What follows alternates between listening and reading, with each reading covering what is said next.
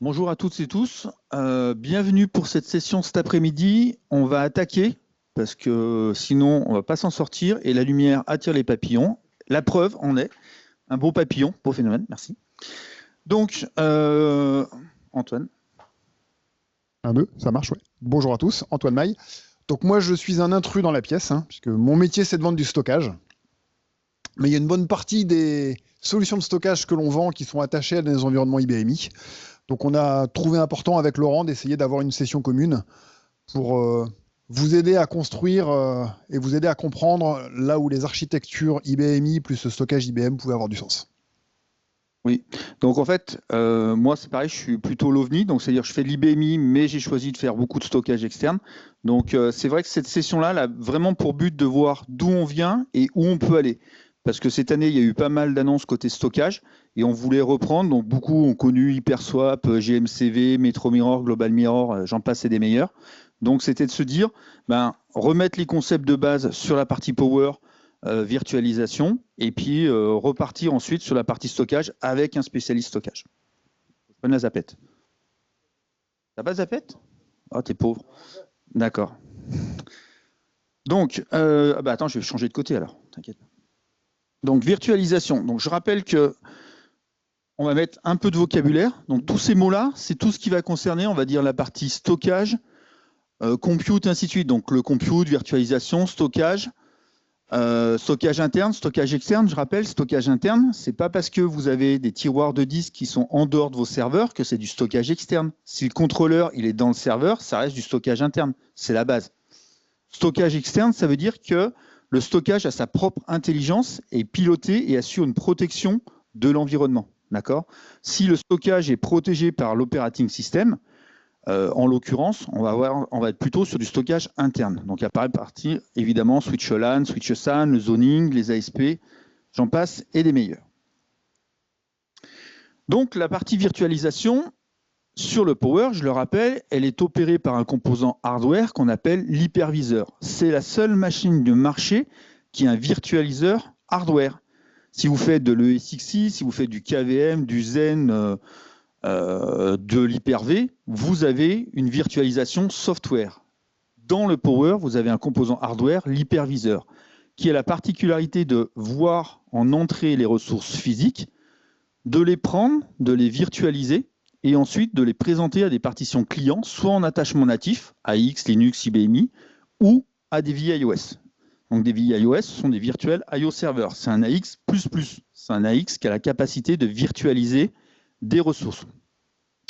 Et tout ça, c'est opéré par un petit moteur qu'on appelle PowerVM.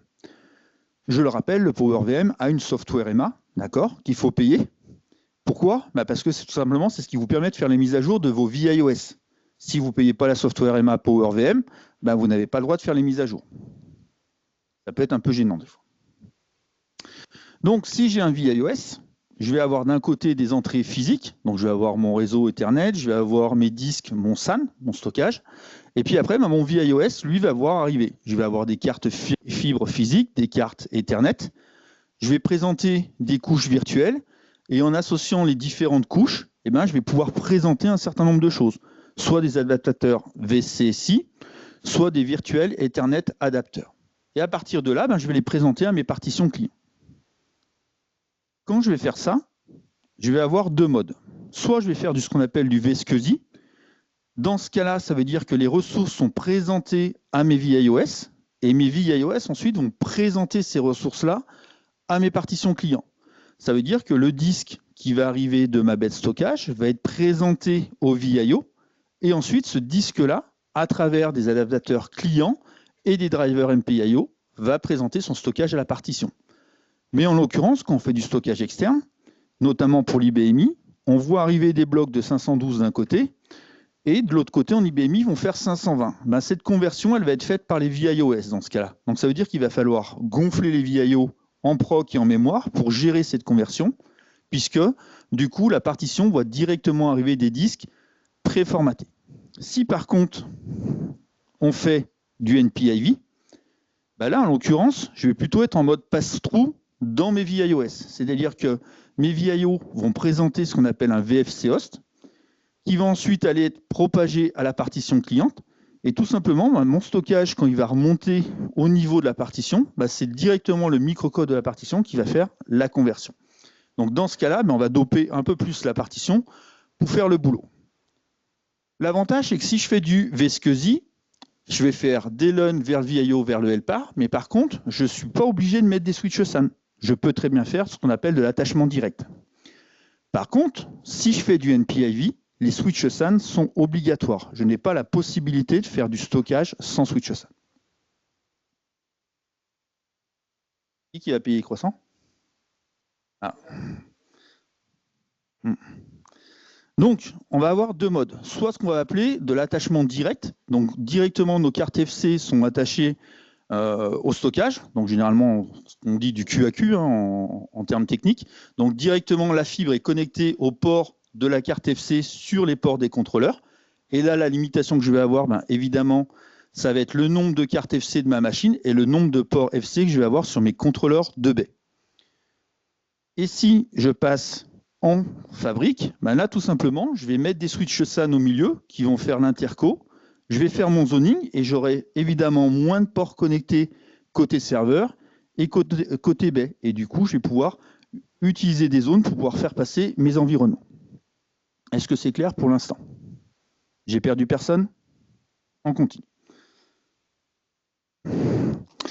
Il y a une chose qui est hyper importante, c'est le SSIC. Le SSIC, c'est ce qui va vous permettre en fait de dire par rapport à une matrice, d'un côté, je vais rentrer mon stockage et petit à petit, je vais changer tous les composants un par un pour dire, voilà, d'arriver jusqu'à mon serveur. Et ça va me permettre de voir, est-ce que par rapport à telle baie de stockage, avec tel type d'attachement, tel type de serveur, est-ce que je vais avoir une compatibilité ou pas? Si à la fin de tout ça, je ne trouve pas de résultat, ça sent pas très bon. Donc la solution après qui va rester, c'est ce qu'on appelle une RPQ. La RPQ, c'est tout simplement, on va demander de façon avancée à nos amis du stockage de dire, est-ce que vous vous engagez, si moi je vous présente un serveur patac ou fin avec telle carte fibre, ainsi de suite, tel operating system, telle version, avec tel stockage de votre côté, est-ce que demain, je pourrais ouvrir un incident au niveau du support stockage? Je dis bien au niveau du support stockage, pas support IBMI. C'est ça qu'il faut comprendre, c'est-à-dire que c'est deux brands complètement différents. Moi, je suis Power, Antoine, il est stockage. Mais à un moment donné, quand on fait de l'IBMI avec du stockage externe, dans certaines configurations, pour avoir un support, on est obligé de passer par des RPQ. Donc les RPQ, c'est tout simplement, on va vous mettre un coup de tampon. Donc là, il va falloir montrer patte blanche, c'est-à-dire qu'il va falloir fournir des diagrammes d'architecture, ainsi de suite, la version de vos switches, le niveau de firmware de vos switches, le nombre de fibres, les cartes, ainsi de suite. Ça va très très loin pour avoir demain un coup de tampon qui va dire « Ok, je suis en capacité de pouvoir faire fonctionner cet environnement de la source, de l'IBMI, jusqu'au stockage externe. » Donc là-dessus, vous avez après des sites, vous avez tous les liens, je vous ai remis tous les liens. De la même manière, c'est hyper important, vous avez le site des annonces. Tous les mardis, il y a annonce. Donc, chez certains, mercredi, c'est ravioli. Nous, le mardi, c'est annonce. Donc, vous allez retrouver toutes les annonces concernant le power, le stockage, le software, le hardware, les arrêts de commercialisation, les sorties, ainsi de suite, tout ce que vous voulez. Et c'est quelque chose qu'il faut aller regarder fréquemment, puisque c'est là-dessus où on va voir, notamment, par exemple, l'annonce des ports, les FSP 8 et 16 Go qui s'arrêtent. Par exemple, ça va être telle carte fibre qui va être withdraw. Tous ces éléments-là, on va les retrouver dans les annonces qui sont publiées directement sur ce site-là. Si on parle de stockage externe versus stockage interne, parce qu'on en est là, c'est-à-dire qu'à un moment donné, le but de parler de stockage externe et des solutions qui vont arriver, c'est de se dire soit je vais rester sur du stockage interne, soit j'ai la capacité d'évoluer vers du stockage externe. Il y a deux choses qui sont importantes, c'est de se dire soit je suis capable de prendre en compte mon sous-système disque, puisque c'est ça qui est important, c'est mon point de départ. Est-ce que j'ai un stockage interne avec des contrôleurs RAID, des gros caches de contrôleurs, ainsi de suite? Est-ce que je suis en disque mécanique? Est-ce que je suis en SSD? Est-ce que je suis en NVMe? Et demain, comment je vais faire évoluer tout ça? Et par rapport à ça, il faut être capable de se dire, je suis en capacité de comprendre comment ça fonctionne. Déjà, la première chose, c'est ES logique versus ES physique. Quand je vais avoir une application qui va écrire, du moins qui va faire à un moment donné une lecture, soit l'information, elle va la trouver dans la mémoire principale. Donc quand on dit mémoire principale, ça peut être la mémoire du serveur, la RAM, mais ça peut être aussi la mémoire du contrôleur de la carte RAID. Donc si l'information, elle est là, bah, tout simplement, j'ai un I/O logique, c'est-à-dire que je ne vais pas plus loin et j'ai mon information, donc je vais pouvoir l'utiliser. Si par contre, inversement, je n'ai pas cette information-là dans ma mémoire principale et je suis obligé d'aller sur mon sous-système disque, bah là, ça devient un I/O physique. Ce qui veut dire que pour faire une lecture, elle va toujours entraîner une entrée et une sortie logique, mais par contre, elle peut nous entraîner plusieurs entrées physiques. Et c'est là où on va avoir des petits problèmes. Parce que quand on fait du stockage externe, potentiellement, on n'a plus de contrôleur de cache RAID. C'est-à-dire qu'on est attaché par des cartes fibres et le cache, il est déporté au niveau de nos baies. Donc, ce qui fait que généralement, quand vous aviez des grosses cartes RAID avec des gros disques SSD, tout était dans le cache des contrôleurs. Donc, ça allait bien. On faisait plein d'IO logique. Donc, ça envoie du lourd, ça marche super bien. Sauf que quand on passe sur du stockage externe, on n'a plus ce cache-là. Donc, généralement, on a environ 80% des IO logiques qui deviennent des IO physiques. Donc, quand vous vous retrouvez avec une machine qui fait 5 ou 10 000 IO physiques, ce n'est pas grave. Mais si elle fait déjà 60 000 ou 80 000 IO logiques, là, ça commence à devenir un petit peu tendu. On a eu des cas dans la salle, certains se reconnaîtront, où on m'a dit « Ah non, t'inquiète pas, Lolo, j'ai une baie, j'ai un client, il a 10 000 IOPS, ça passe crème sur une baie de stockage. » Mais vraiment crème. Puis, bizarrement, il y avait des trucs qui n'étaient pas très catholiques. On a regardé un peu plus en détail. Finalement, on s'est aperçu d'une chose, ce client-là ne pouvait pas du tout aller, même avec 10 000 IO, sur du stockage externe. À l'inverse, j'avais un autre client qui faisait du 50 000 IO. Lui, il a pu y aller. Pourquoi ? Parce que tout simplement, il y a déjà ce ratio IO logique, IO physique, mais en même temps, vous allez avoir la taille des blocs, tous ces facteurs-là. Et ce qui fait que c'est hyper impactant. Donc, à un moment donné, il ne faut pas juste se dire je fais 5 000 IO ou 10 000 IO et n'importe quelle baie peut encaisser. De la même manière, vous allez avoir des clients qui vont faire 100 000 IOPS et qui vont pouvoir aller sur du stockage externe, sur du mode bloc, sur du SVC, ainsi de suite, et qui d'autres seront plutôt orientés vers du DS8000 ou des plus grosses baies, parce que ça peut être problématique. Là, en l'occurrence, quand on parle de baies de stockage, nous, on va se concentrer sur tout ce qui va être la gamme SVC, Flash, ainsi de suite, mais c'est vraiment quelque chose qu'il faut faire attention. Donc, quand on parle de sous-système disque, on va avoir donc forcément disque mécanique, les SSD et les stockages NVMe. Du plus lent vers les plus performants. Maintenant, ce qu'il faut bien prendre en termes de compte, c'est tout ce qui va être les temps de service. Donc, le temps de service du disque, les temps d'attente, les temps de réponse, et puis le pourcentage d'occupation. Si à un moment vos disques sont occupés à 100%, ça va poser problème. De la même manière, vous le savez, en IBMI, on dit toujours faites attention au pourcentage d'occupation de vos ASP. Si vous êtes jusqu'à, on va dire, 60%, il n'y a pas d'impact de performance. De 60 à 70%, on va perdre entre 15 et 20% de perf. De 70 à 80, là, on va attaquer les 30-35% de perte. Puis après, dès qu'on va passer les 80, la courbe, elle commence à monter à la verticale et on va vraiment perdre énormément de performance. Et c'est là où il faut faire très attention. Parce qu'un client qui va être à plus de 80%, voire 90%, on en croise quelques-uns, je peux vous garantir, ceux-là, ils n'ont plus de protection. Demain, il y a le moindre crash, vaut mieux qu'ils aient une bonne bande pour recharger. Parce que là, ça va vraiment poser des problèmes. Et donc, c'est pour ça qu'on va faire des analyses et ainsi de suite. Ça va être aussi important de regarder les temps de collecte. Si on fait du 5 minutes ou du 15 minutes. Parce qu'un 15 minutes, ça peut cacher des fois un pic qui va arriver peut-être que sur une minute, mais par exemple, c'est peut-être un pic à 100 000 IOPS. Donc, c'est des choses où il faut faire très attention. Et puis, quand on va parler de contrôleurs de disque, on va avoir les caches de lecture et les caches d'écriture. Et puis, les BMI, généralement, il y a plein de clients qui aiment beaucoup écrire. Donc, quand ils aiment beaucoup écrire et que vous n'avez plus de cache d'écriture, on va dire, derrière le proc, derrière la RAM, et qui sont déportés au niveau de la baie de stockage, et qu'au milieu, il y a de la tuyauterie, de la fibre, quelle que soit la longueur de la fibre, la vitesse, elle va toujours à la même vitesse. Donc, la lumière, c'est pas magique. C'est-à-dire, c'est 300 000 km/s. À un moment donné, on ne peut pas faire autre chose. Donc, pensez à ça, et ça, c'est vraiment quelque chose d'hyper important. Et puis après, évidemment, il va y avoir tout ce qui va être les sous-systèmes disques. Et là, évidemment, c'est là où le bas blesse. Pourquoi ? Parce qu'on peut très bien avoir des machines qui vont être super bien réglées, puisqu'elles vont avoir des performances en lecture, en écriture vraiment optimales, parce qu'elles ont les caches qui vont bien. Mais par contre, à l'inverse, il suffit juste qu'il y ait des tailles de blocs qui soient trop importantes, qu'il y ait une fragmentation, qu'il y ait trop de bras sur des IOA, ça arrive. Typiquement, avant, on avait des cartes RAID, vous mettiez 12, 24, 10, ça marchait bien, puis je rajoutais un deuxième tiroir, puis d'un seul coup, mes perfs s'écroulent. Comme on dit souvent, à un moment, pas de bras, pas de chocolat, mais s'il y a trop de bras, pas assez de chocolat. Donc ça, c'est le problème. En stockage externe, on a un autre problème, c'est-à-dire qu'à un moment donné, on va avoir deux choses à prendre en compte. Le nombre de bras, c'est-à-dire le nombre de LUN, mais surtout la taille des LUN. Parce que contrairement à ce qu'on peut penser, malheureusement, l'IBMI il est encore trop proche des tailles physiques des disques. 70, 140, 280, ainsi de suite.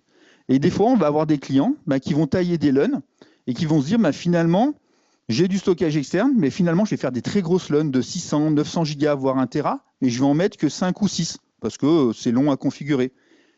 Et qui vont se dire, je n'ai pas de performance. Versus un client qui va faire des LUN de 140 gigas, mais qui va en mettre une centaine. Vaut mieux avoir 100 bras que 6 bras, parce que l'IBMI travaille là-dessus. D'accord ? Donc ça, c'est des choses qui sont très importantes. Et de la même manière, comme on disait tout à l'heure, la taille du cache, plus c'est gros, mieux c'est. Mais attention, en stockage externe, à un moment donné, on a une limitation. Si vous prenez n'importe quelle bête stockage, elle n'aura que 12 gigas de cache en écriture. Que vous preniez une 5003, une 7003, une 9005, c'est la même taille. Flash System, merci Antoine. Mais après, je te rends la main. Je vais avoir fini. Mais voilà, donc ça, c'est vraiment un point très particulier. Puis de la même manière, ça va être aussi la configuration, le nombre de VFCOS que vous allez faire, les VOS que vous allez mettre. Et tous ces éléments, les uns derrière les autres, font que c'est là où vous pouvez vous prendre les pieds dans le tapis très facilement. Donc voilà, donc si, en résumé, on veut comparer les avantages versus inconvénients, stockage interne versus stockage externe, d'un côté, sur le stockage interne, je vise de l'ultra perf, facilité d'utilisation, peu d'administration. Une fois mes disques sont dans ma machine, même maintenant avec des NVMe, c'est configuré, ça fonctionne tout seul. Si je prends côté stockage externe, là, tout ce que je vais avoir, ça va être souplesse de création, créer des LUN, ainsi de suite, les présenter, ça va très vite. La data réduction, fin provisioning, compression, l'évolutivité importante ou les fonctionnalités complémentaires. Flash copy, détection de ransomware, tous ces éléments-là font l'avantage. Mais à un moment donné, ça veut dire que c'est un choix. C'est-à-dire soit d'un côté, je choisis de l'ultra perf, soit de l'autre côté, je choisis de la fonctionnalité. Mais il ne faut pas penser que vous allez avoir les fonctionnalités du stockage externe avec du stockage interne. Ce n'est pas possible. On ne sait pas faire du flash copy avec des NVMe.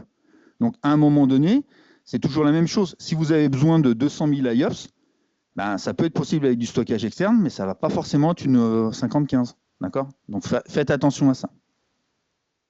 Puis après, les inconvénients.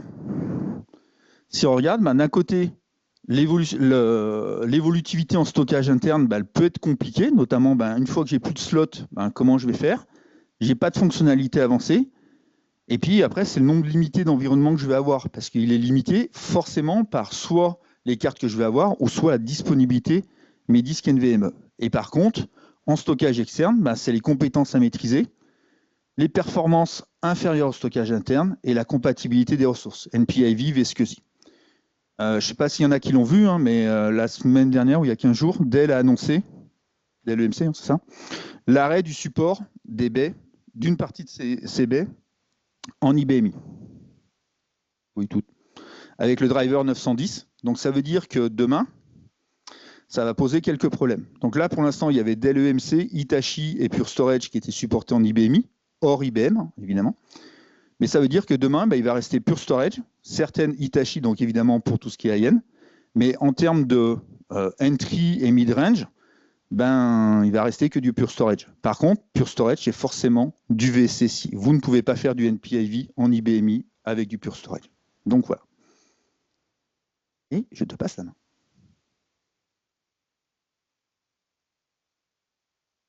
Alors j'ai fait le parti pris, j'ai fait le choix de vous parler essentiellement de l'offre Flash System, parce que c'est celle qui a priori couvre 90-95% des environnements IBMI qui disposent de stockage externe. J'aurais aussi pu vous parler de DSU 1000, j'en dis juste un mot. L'offre DSU 1000 a été rafraîchie le mois dernier. La génération 9 a été remplacée par la génération 10. L'intérêt principal de la génération 10, outre plus de performance, plus de bandes passantes, l'évolution naturelle des technologies, ça va être l'intégration des flash core modules dont on parlera en flash system, qui existent dorénavant également en DSU 1000. Donc s'il y en a qui ont des sujets autour de DSU 1000, n'hésitez pas, on peut en parler après. L'essentiel de ma presse, tu m'avais dit 10 minutes, c'est autour de l'offre flash system. Alors j'imagine que ça n'est pas une grande nouveauté pour vous. L'offre flash system, qui est une famille de produits qui démarre sur des machines d'entrée de gamme, et vraiment d'entrée de gamme, la 5015, dans laquelle on a des contrôleurs avec pratiquement aucune performance et des disques alignés, jusqu'à des machines qui s'appellent des 9005, qui sont des machines high-end, capables de supporter plusieurs pétas de données et plusieurs millions d'IO. Elles partagent toutes le même code, la même interface d'administration, et globalement les mêmes fonctionnalités, même si on le reverra, les machines d'entrée de gamme ne supportent pas forcément toutes les fonctionnalités. Ces machines tournent le code IBM Storage Virtualize, qui est celui que vous connaissez depuis plus de 20 ans maintenant, au cœur du SVC. On faisait avec le SVC de la virtualisation externe, on prenait de la volumétrie qui venait de bêtes disques externes et on ajoutait de l'intelligence via la couche SVC. Le flash system embarque le code du SVC en apportant sa propre volumétrie. Donc apporte de la virtualisation sur les disques internes. Alors on peut aussi faire de la virtualisation externe, mais c'est vrai qu'on le rencontre de moins en moins parce que ça se justifie moins maintenant.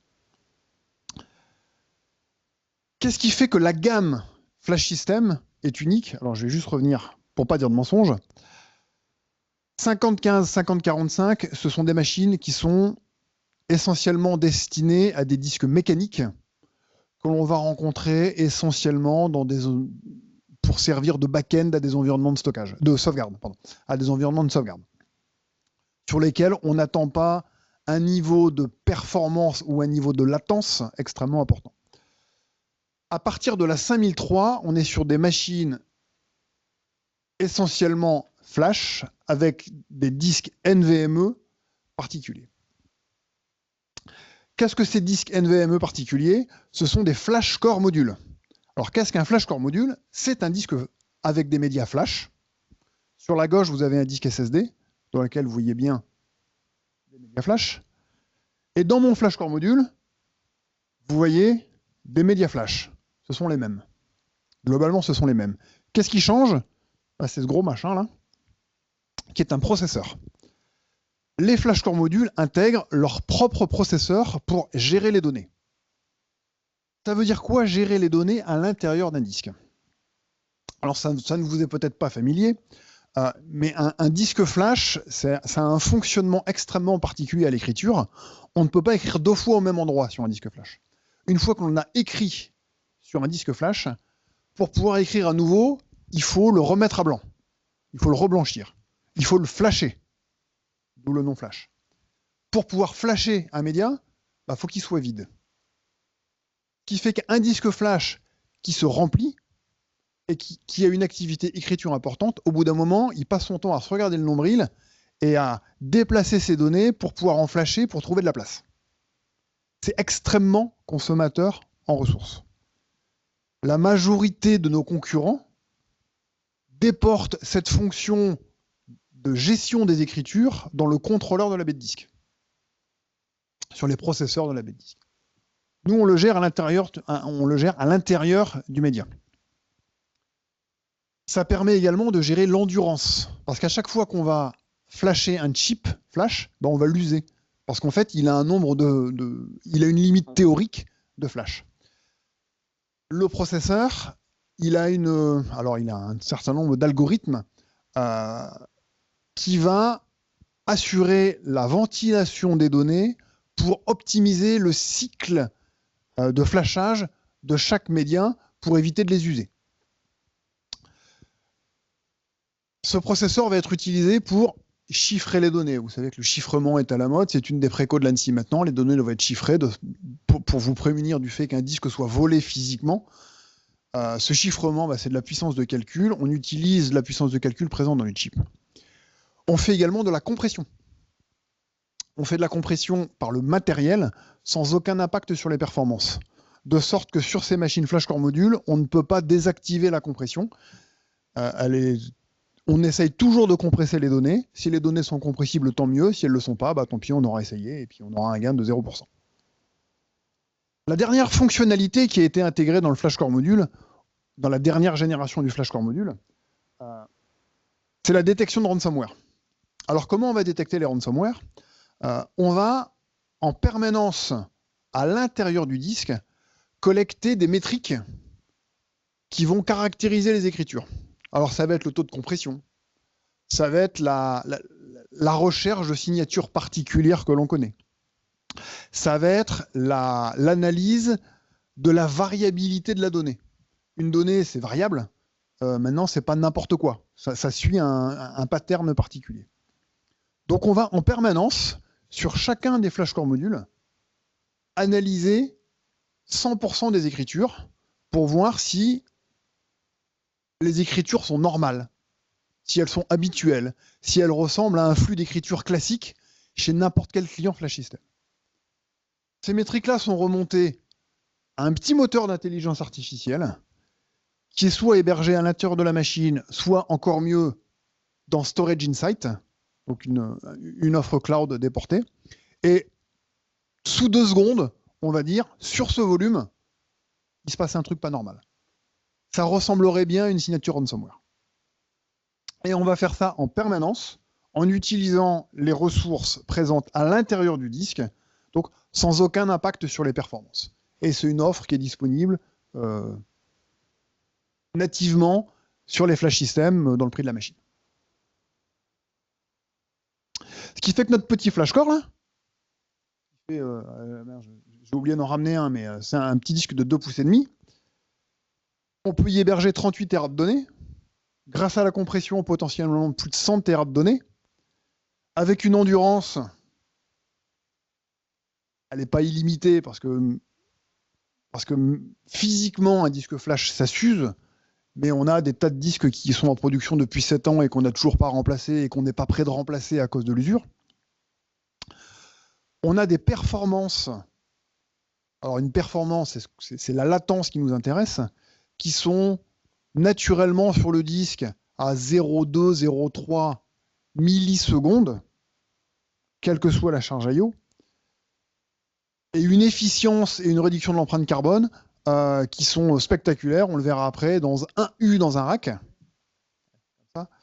On consomme 500 watts et on stocke entre 300 Tera et 1 péta de données.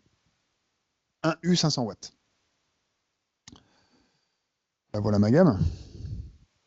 La gamme NVMe, elle est assez lisible pour le coup. On a une machine 1U 12 modules, 2U 24 modules, 4U 48 modules. Ce qui va permettre d'héberger 1 péta, c'est avec un taux de compression assez agressif. Mais on va diviser par 2 pour être réaliste. On va dire 500 Tera, 1 péta, 2 pétas. Sur un encombrement qui est assez limité. Avec une capacité I/O, ah mince, je ne l'ai pas, c'est écrit en dessous. Là, on simule une charge 7036K. C'est peut-être un peu ambitieux dans un environnement IBMI. Et en IBMI, on va plutôt être à 32K. Donc, on va diviser ça par 2. On va dire que sur un Flash System, sur un Flash System 5003, on fait 200 000 I/O avec un temps de latence à 0,2 millisecondes en environnement IBMI. Ce qui est plus qu'honnête.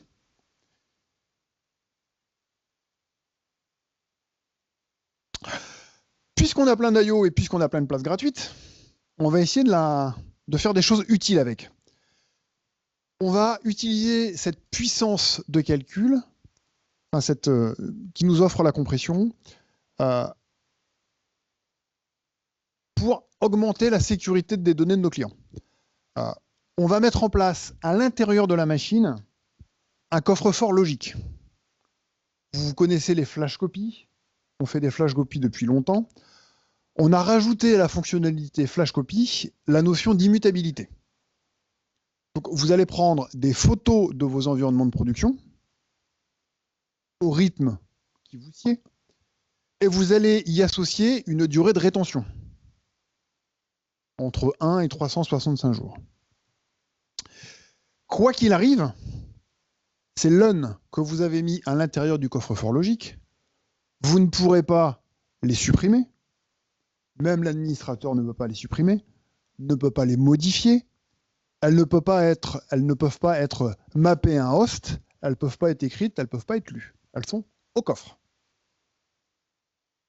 Si j'ai besoin d'accéder à ces données, ben je vais faire comment? J'ai toutes mes LUN qui sont au coffre. Je vais faire un flash copy de ma LUN qui est au coffre. Ça dure une seconde, uniquement des jeux de pointeurs. Et cette LUN-là, je vais pouvoir l'exploiter, la monter à un serveur, la monter à une clean room pour aller en vérifier le contenu.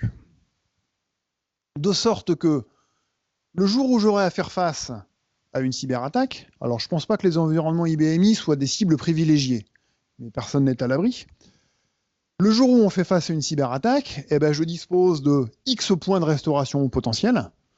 Ben, je vais pouvoir les prendre un par un. Je prends mon dernier point de restauration, j'en fais un snap, ça dure une seconde, je le mappe à un serveur, ça dure 1 minute, je démarre ma partition, ça dure 3 à 4 minutes, je ne sais pas, et en 5-10 minutes, ben, j'ai vu l'ampleur des dégâts. Ma copie H-1, elle est propre, elle n'est pas propre. Ratée, elle était déjà corrompue. Je fais comment? Je démappe tout le monde, je prends la deuxième, j'en fais un snapshot et je la remonte. Ce qui fait qu'en moins d'1 heure, normalement, j'ai fait l'inventaire des dégâts.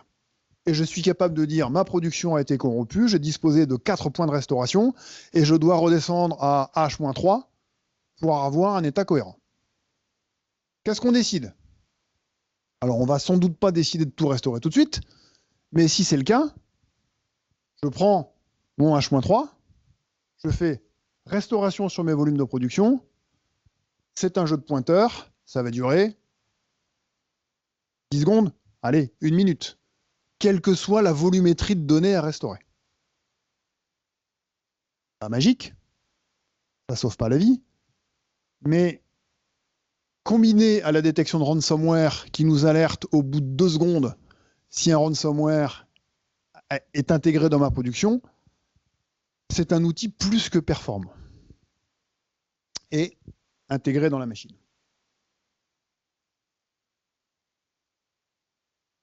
Question à ce stade? Dormez, c'est la sieste. Il n'y a pas de honte, hein? Vous avez choisi l'amphi, il fait noir, les fauteuils sont confortables. Je peux pas vous en vouloir.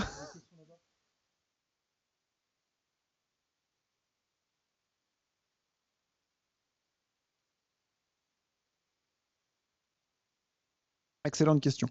La copie immuable va stocker les changements par rapport au disque de production. Donc la question qui va se poser, c'est combien de temps je choisis de garder ma copie immuable en ligne. Si je choisis de la garder 365 jours, il est vraisemblable qu'en 365 jours, 100% de mes blocs auront été modifiés. Donc dans ce cas-là, la réponse, c'est 100%. Si vous choisissez de garder votre copie 7 jours, et j'ai encore jamais vu quelqu'un qui choisissait de la garder plus de 7 jours, on va se retrouver dans la majorité des cas globalement autour de 30%. C'est à peu près ça. Je vous rappelle que grâce à la compression des flashcores, on a gagné beaucoup d'espace. Donc, quand on vous a fait gagner de l'espace, on vous la reprend.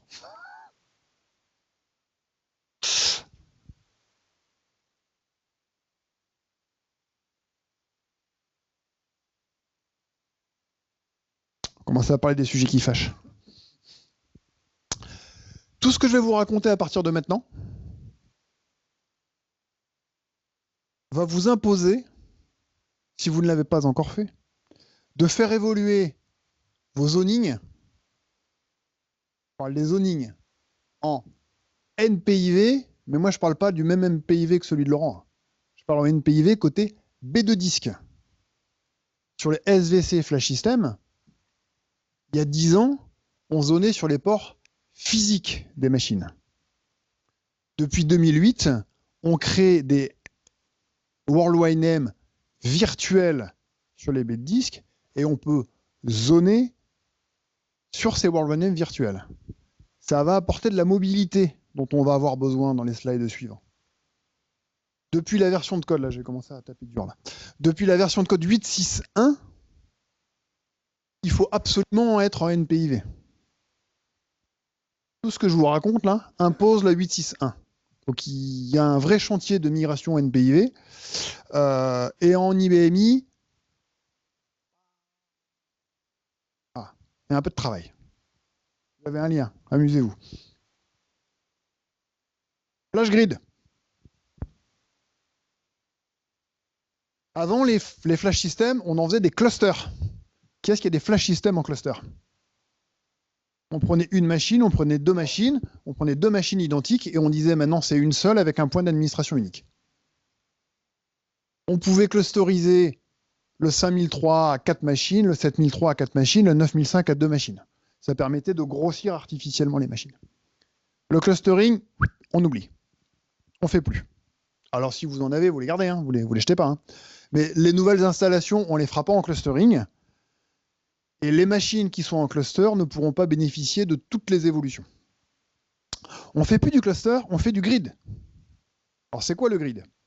On va garder les machines indépendantes. Chaque machine est son propre cluster avec sa propre adresse IP de service. Des machines qui pourront être de types différents. Des machines qui pourront être avec des niveaux de code différents. Alors des niveaux de code différents, ne sortez pas une version 7.8, hein, des versions récentes, des versions cohérentes quand même. Toutes ces machines-là vont être regroupées au sein d'un grid qui est un point d'administration unique pour toutes les machines. Alors aujourd'hui, tout de suite maintenant, là, les grids ils fonctionnent en ligne de commande et via Storage Insight. Ah ben non, on l'a annoncé déjà. Avec la version 8.7.2 qui sort dans 15 jours, qui est annoncée et qui sort dans 15 jours, on pourra faire l'administration de grid via le GUI. Donc via un seul GUI, je pourrai administrer toutes les machines de mon grid. Le grid va permettre de faire du déplacement de données d'une machine à une autre. Donc, le SVC faisait de la virtualisation de données et permettait de déplacer des données d'un back-end à un autre. Maintenant, avec le grid, puisqu'on a rajouté la partie virtualisation en frontale des machines, on va pouvoir déplacer des partitions complètes d'un flash system à un autre. Ne cassez pas ce que vous avez. Par contre, toutes les nouvelles installations qu'on fait à partir de maintenant, il faut garder ça en tête. Oui. Est-ce qu'il y a des contraintes de distance dans le flash grid? Il n'y a pas de contraintes de distance à l'intérieur. Enfin, il y a des contraintes, mais elles sont. Il ne s'agit pas d'avoir un flash grid pour le monde entier. Il y a des contraintes faibles de distance à l'intérieur d'un flash grid. Maintenant, ça va dépendre de ce qu'on veut faire à l'intérieur d'un flash grid. On parlera après, si on veut faire du achat entre deux machines à l'intérieur d'un flash grid, on va devoir être à la distance du achat. La distance du achat, c'est 1 milliseconde, un petit peu plus par RPQ. Donc on a cette distance-là. Si on veut faire un déplacement de partition d'une machine à une autre, bah, les serveurs ils sont d'un côté. Si je déplace mes données en faisant un clic droit, déplace-moi les données à 300 km et que mon serveur reste là, ça ne va pas bien marcher. Donc le flash grid en tant que tel, c'est de l'administration IP. Donc il n'y a pas de contraintes de distance, ou elles sont faibles, je ne sais plus, elles sont relativement larges. Par contre, si on veut bénéficier de toutes les fonctionnalités de dynamisme des données entre les machines de la flash grid, eh ben, il faut être pas trop loin.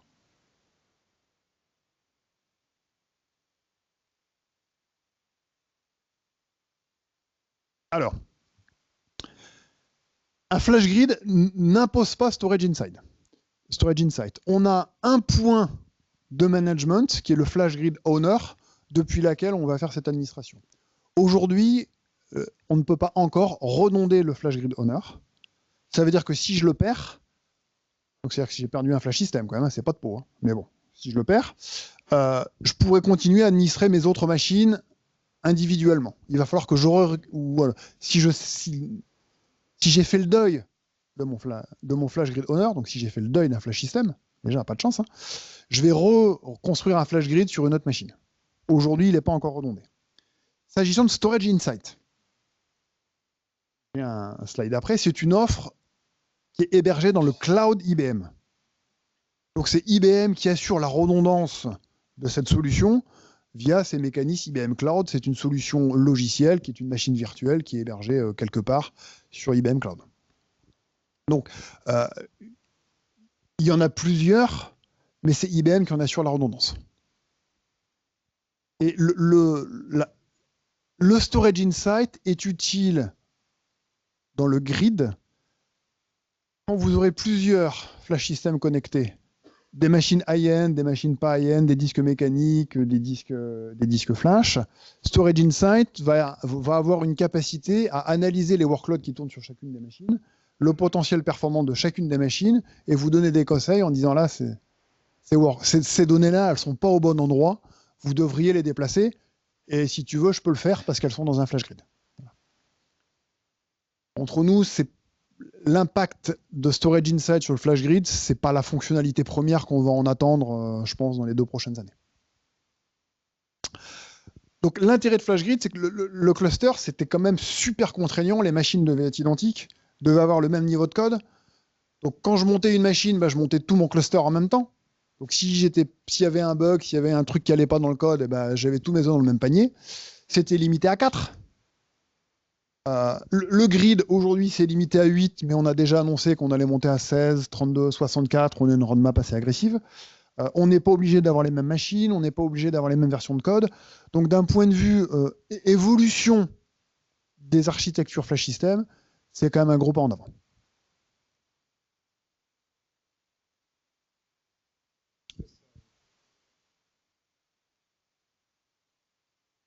Alors, SV1, non.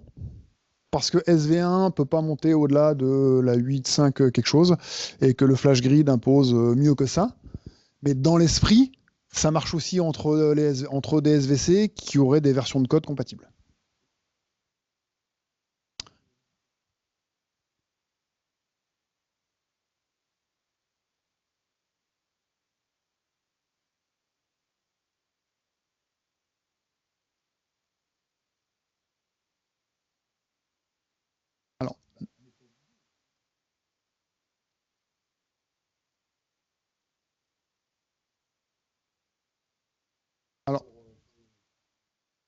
Alors dans le cas présent, non, parce qu'en fait, c'est le même disque qui se déplace d'une machine à une autre.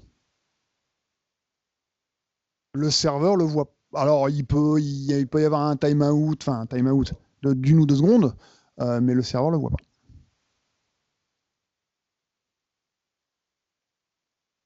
Et ça va me faire une transition. Merci. Au niveau timing, on est... les différents mécanismes de résilience des données qui sont disponibles pour tous les hosts connectés à un flash system, y compris le IBMI. Chiffrement des données, tout à gauche, j'en ai déjà parlé, ça se fait à l'intérieur du FlashCore. Flash copy, sauveguarded copy, c'est complètement à droite, j'en ai déjà parlé, c'est le coffre-fort logique qui va me permettre de faire des restaurations quasi instantanées de mes environnements de production. Réplication. Le code Storage Virtualize, donc le flash system, offre des mécaniques de réplication synchrones et asynchrones. Je vous apprends rien. Offre des architectures de haute disponibilité entre 2 machines et offre des architectures 3 copies. Vous allez me dire, tout ça, c'est pas nouveau. Eh ben si, tout est nouveau. Là, je vais me fâcher avec tout le monde.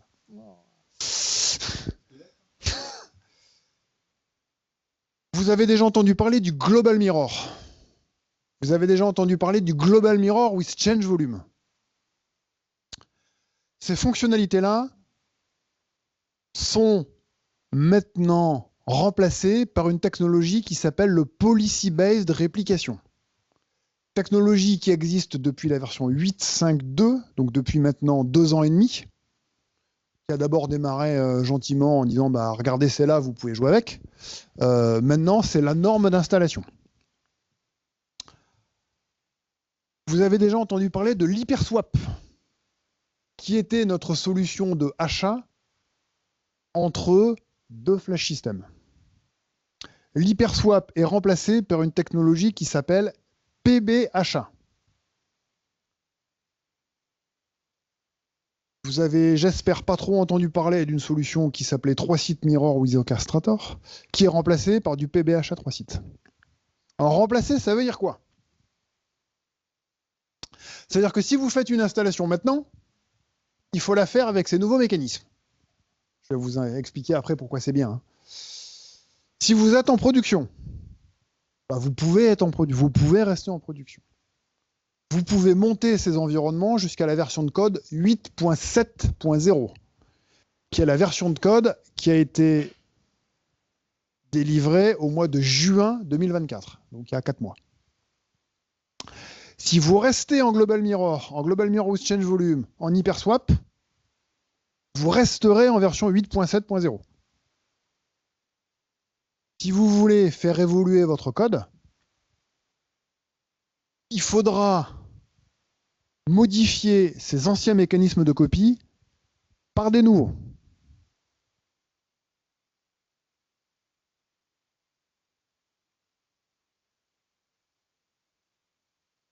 Le PBR,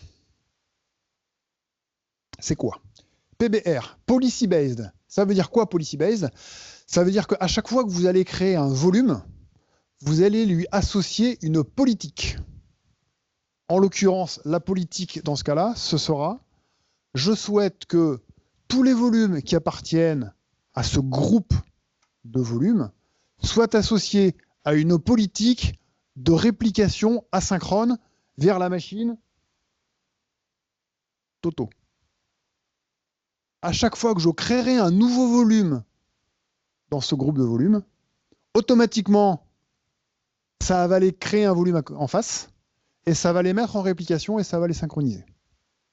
Aujourd'hui, quand vous faites du Global Mirror with Change Volume, vous créez un volume à gauche, vous créez un volume à droite, et vous les associez. 3 étapes. Demain, une seule. Automatiquement, tous les volumes appartenant à un même volume groupe, sont gardés cohérents. Aujourd'hui, vous avez 2 modes, Global Mirror with Change Volume. Qu'est-ce qui fait qu'on décidait l'un ou l'autre? C'était la qualité du lien, on va dire. La qualité, la fiabilité, le débit du lien. Si on avait un lien qui n'était pas suffisant pour passer tout le flux d'écriture, on faisait du GMCV, qui est une technologie qui prenait des snapshots de chaque côté, et on envoyait le contenu du snapshot plutôt que toutes les écritures. Le PBR, il combine les deux. Il a une réplication adaptative. Si le lien est suffisant, eh ben, il passe les données en équivalent Global Mirror, donc en mode journaling. Si le lien n'est pas suffisant, il passe en mode cycling en prenant des snapshots de chaque côté. C'est-à-dire que si votre lien il est partagé avec d'autres applications, ou si vous avez une workload qui est variable, parce que vous avez des batchs la nuit, un TP le jour par exemple, eh ben, la nuit, il n'arrive pas à passer le flux, donc il passera en mode cycling avec des snapshots de chaque côté. Bah, si ça se casse, c'est pas très grave, c'était un batch, donc vous repartez avant le batch, vous avez pris un snapshot de toute façon. Pendant votre TP, bah, il y a moins de données, par exemple, donc là, ça passera en mode journaling. Donc, vous n'avez pas à choisir. L'autre élément extrêmement intéressant, je ne sais pas si beaucoup ont mis en place du Global Mirror ou du GMCV, c'est des technos qui datent un peu, c'est des technos qui dataient un peu et qui avaient été développés pour des machines qui avaient des disques mécaniques sur lesquels les temps de réponse étaient de 5-6 millisecondes. Depuis qu'on est en flash, les mécaniques Global Mirror, elles ralentissent pas mal. Elles ont un impact important sur les performances des machines. Le PBR a un impact extrêmement faible sur la charge de la machine par rapport à une machine non répliquée. Donc, on a des environnements, y compris des environnements IBMI, où des clients qui avaient des mécaniques en Global Mirror with Change Volume, le fait de les prendre et de les passer en PBR, ça a respiré. Parce que la mécanique est multithreadée dans la machine, toute la partie réplication est beaucoup mieux gérée. Donc, certains scénarios de réplication qui ne passaient pas avec les anciennes mécaniques passent sans problème avec les nouvelles mécaniques. Il existe un chemin de migration de Global Mirror vers PBR. Donc, si on peut, sur une même paire de machines en production, avoir certaines relations en Global Mirror et d'autres relations en PBR.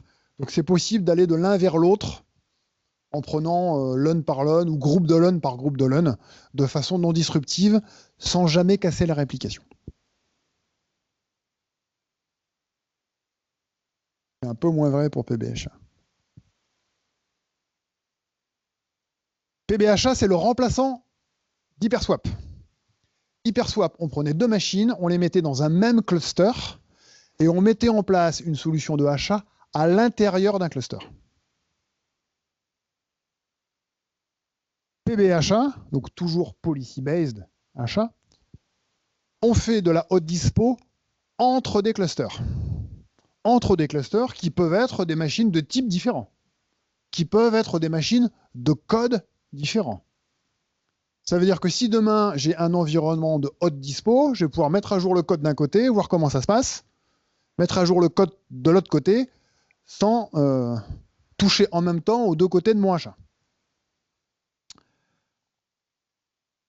Je vais pouvoir avoir certains volumes qui sont locaux et certains volumes qui sont HA. Aujourd'hui, en HyperSwap, c'est un peu bancal quand on a besoin de garder des volumes locaux. On a toujours un quorum, parce qu'il n'y a pas de miracle. Il faut arbitrer une éventuelle perte de lien et éviter un split brain.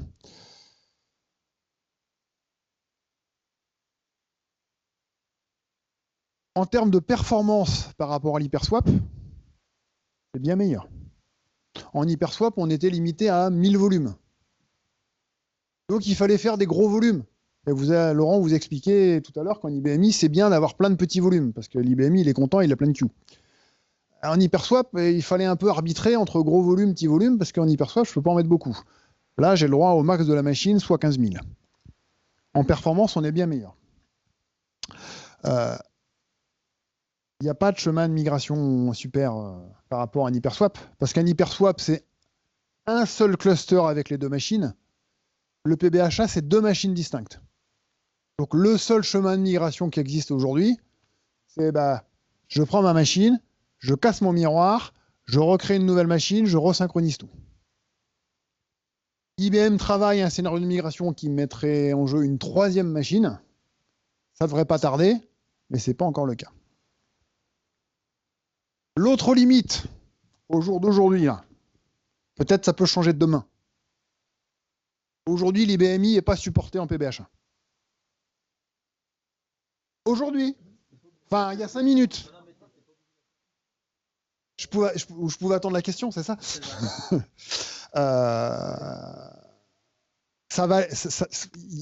Alors, ça marche.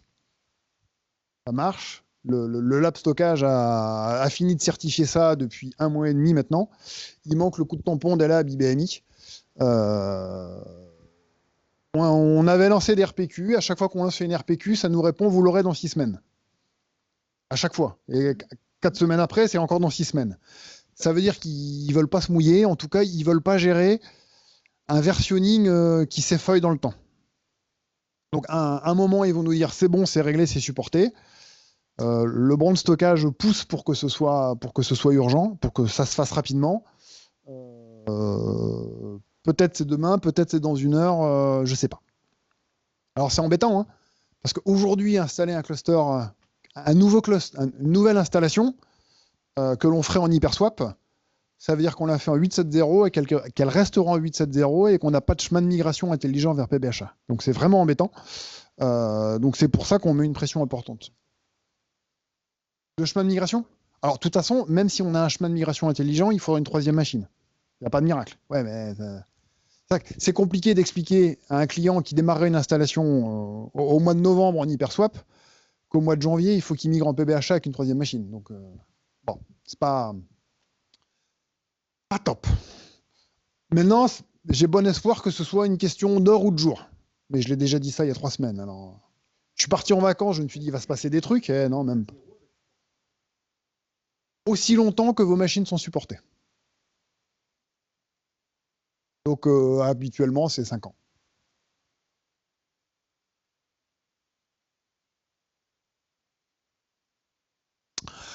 On a annoncé au mois de septembre un truc qui combine les deux. On a un vrai PBHA 3 sites. J'ai 2 machines qui sont en PBHA, donc qui assurent de la haute dispo avec 2 machines qui sont proches, donc qui sont à 1 milliseconde. Et j'ai un 3e site qui est un site distant à plusieurs centaines de kilomètres vers lequel je réplique en asynchrone.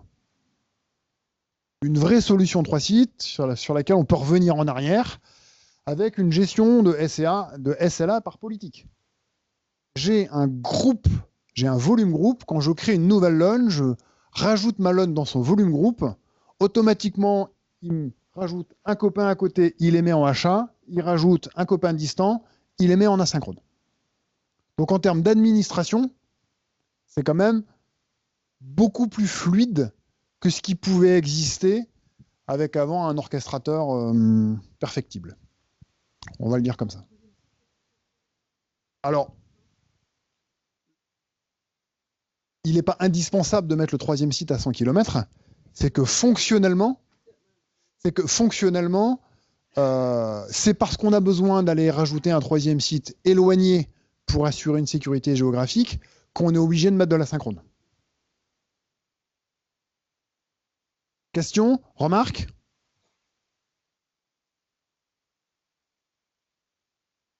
Alors, depuis quoi?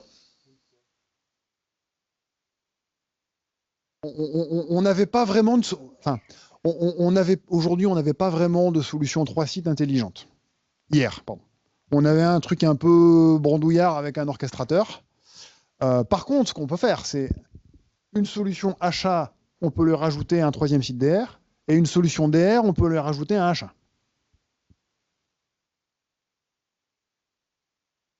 Mais aujourd'hui, on n'a pas vraiment de solution 3 sites en production pour lesquels il faudrait réfléchir à un chemin de migration intelligent. Ok. Ça m'intéresse. Non, non. C'est là où je dis que c'est un truc beaucoup moins brandouillard qu'avant. On n'a plus l'orchestrateur et surtout on a un vrai retour arrière. Parce que la grosse limite de la solution qu'on avait avant, c'est que quand on partait sur le site de DR, pour revenir, c'était un long chemin. Ouais. Alors que maintenant, c'est intégré dans le code, on a des bascules dans tous les sens. Enfin, c'est une vraie solution 3 sites. Quoi. Voilà, Oui.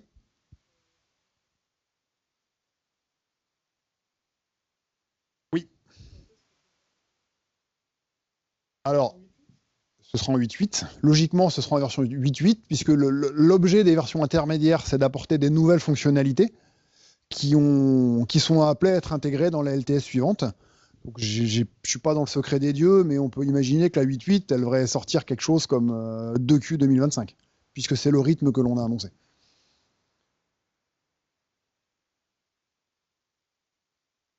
Alors, moi, je ne suis absolument pas effrayé au fait de mettre en production des versions qui sont pas LTS. Ce sont des versions supportées, certifiées. La seule chose, le principe des versions LTS, c'est qu'on explique aux clients, si vous n'avez pas besoin de ce truc-là, restez dans une version dont on assurera le support pendant longtemps. Ça vous évitera d'avoir à faire des mises à jour fréquentes et de courir après des mises à jour dont vous n'avez pas réellement besoin. C'est ça le principe des LTS. Ça ne veut pas dire qu'elles ne sont pas fiables, ça veut dire qu'elles ne sont pas supportées. Le principe des LTS, c'est si vous n'avez pas besoin des nouveautés, restez là-dessus, IBM ne vous demandera pas d'évoluer. Alors que si vous installez une 8.7.2, dans un an, IBM vous dira attendez, il y a la 8.8 qui est sortie, vous installez la 8.8, après on discute. C'est que partir en 8.7.2 vous oblige à migrer en 8.8 au mois de juin prochain. Si c'est là-bas là qu'elle sort, j'en sais rien. C'est ça que ça veut dire. Non. Par contre, la bonne nouvelle, c'est quand on aura le support du PBH en IBMI, on aura automatiquement le support du 3 sites en IBMI. Puisqu'en fait, c'est la fonctionnalité de achat entre deux machines différentes qui aujourd'hui n'a pas le coup de tampon dès la IBMI.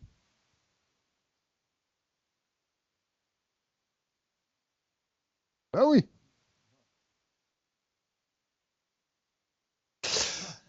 Storage Insight, je l'ai juste évoqué comme ça.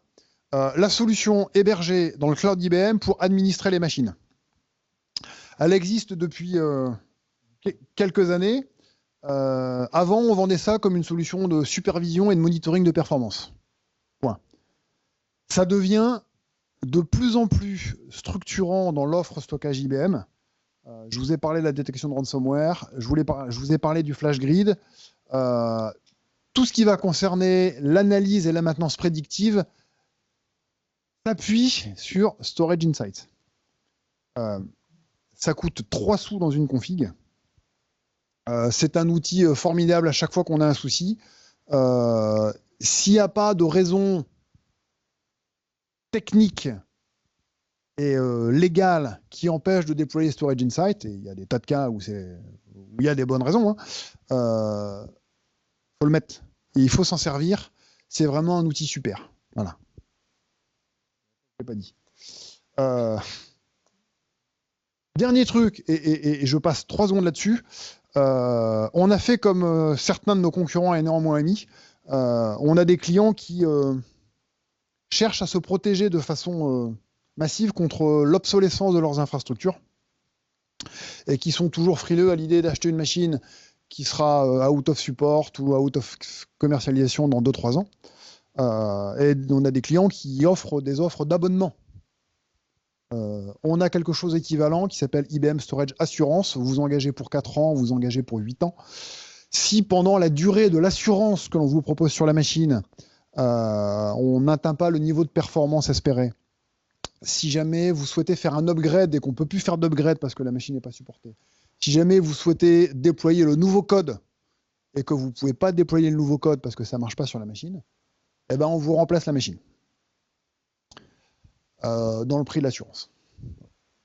Ça s'appelle IBM Storage Assurance. C'est forcément un peu plus cher parce que vous payez une assurance que vous n'avez pas avant. Mais on sait le faire comme certains de nos concurrents.